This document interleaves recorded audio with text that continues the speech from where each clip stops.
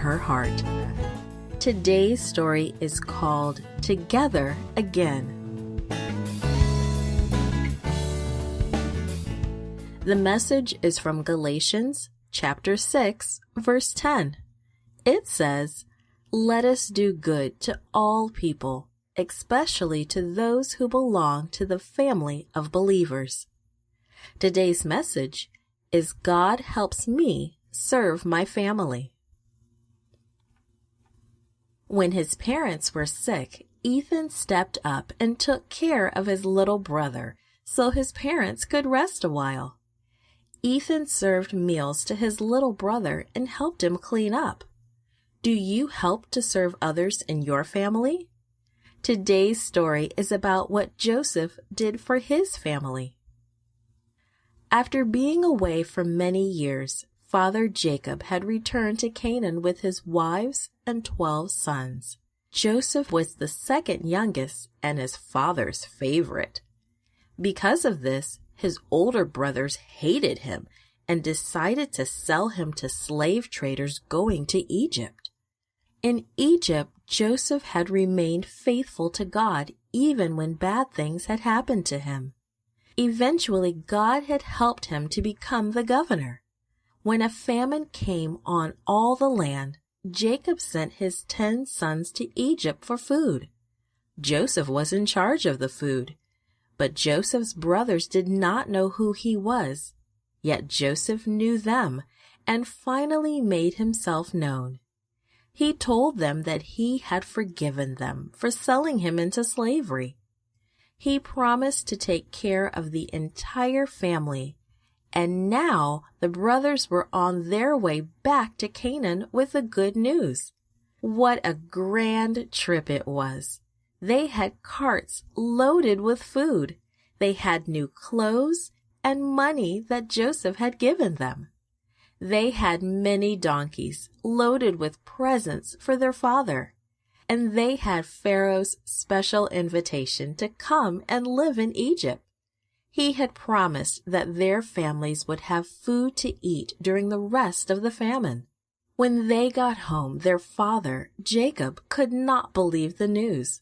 His favorite son, Joseph, was alive? Joseph was not dead as he believed all those years? "Are you sure?" he asked his sons over and over. "Are you sure Joseph is alive? And you say he is the governor of Egypt? Tell me again. Tell me again." Finally, Jacob and his family set out for Egypt. Jacob, his children, his in-laws, his grandchildren, everybody went. Some rode comfortably in the carts that Pharaoh had provided for them. Jacob's sons rode beside the carts on Pharaoh's plump donkeys. It was a long journey, but they had plenty of food for the trip. Jacob's heart sang the whole way.